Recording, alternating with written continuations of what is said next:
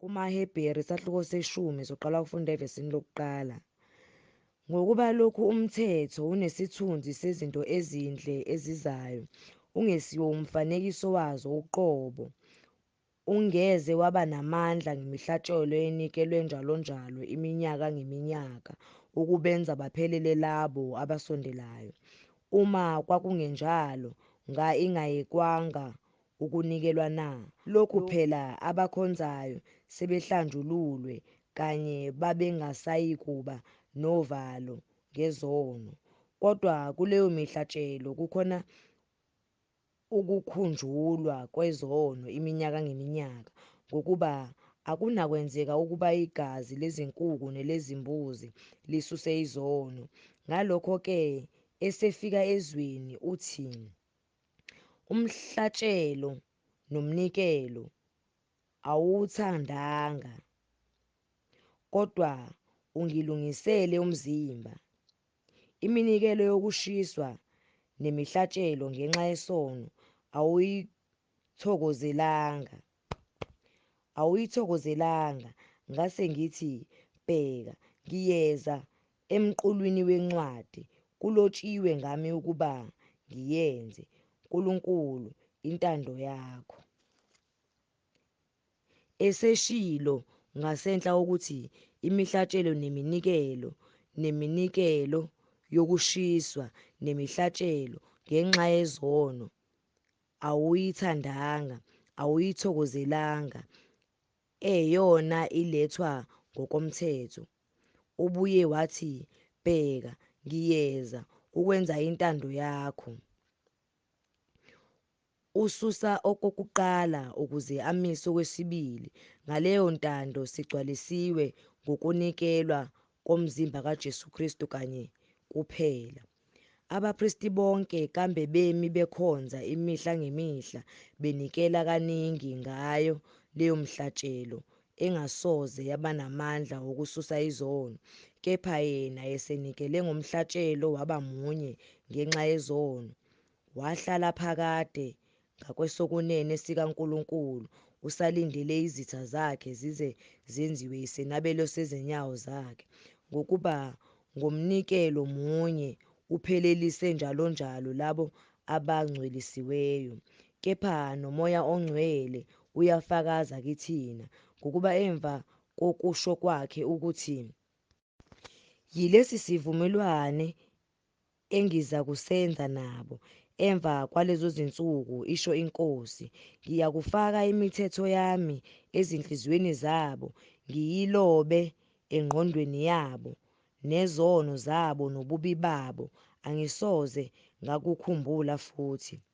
Kepha lapho kukhona ukuthethelelwa kwalokho, akusadingeki ukunikela ngenxa yesono. Ngakho-ke, bazalwane, njengokuba sinesibindi sokungena endaweni engcwele ngegazi likaJesu, ngendlela esivulela yona indlela entsha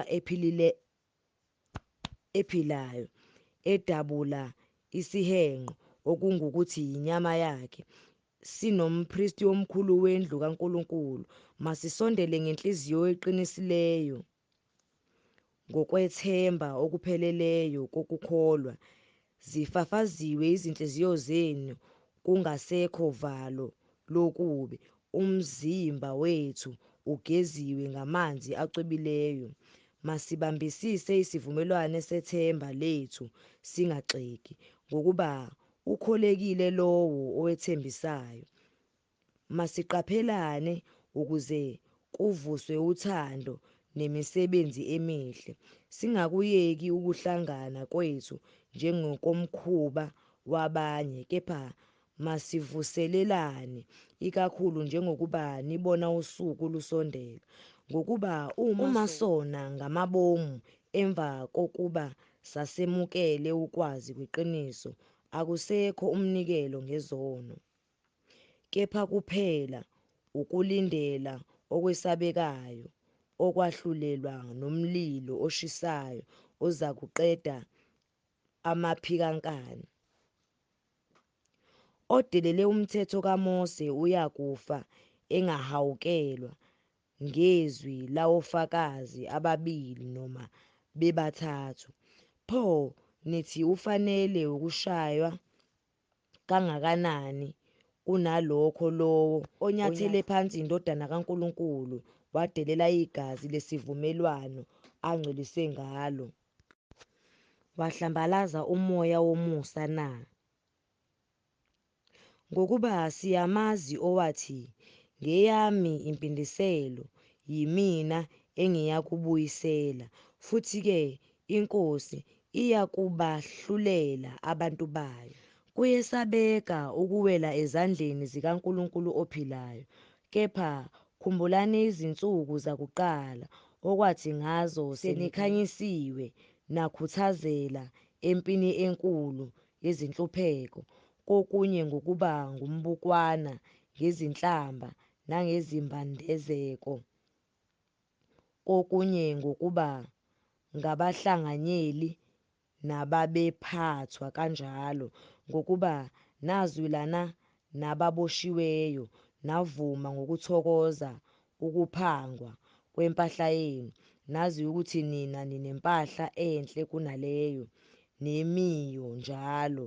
Ngakho-ke maningalahli isibindi senu esinomvuzo omkhulu, ngokuba nidinga ukubekezela ukuze seniyenzile intando kaNkulunkulu namukele isithembiso, ngokuba kuseyisikhashana nje, ozayo uyeza, akayikulibala, kepha olungileyo wami uyakuphila ngokukholwa.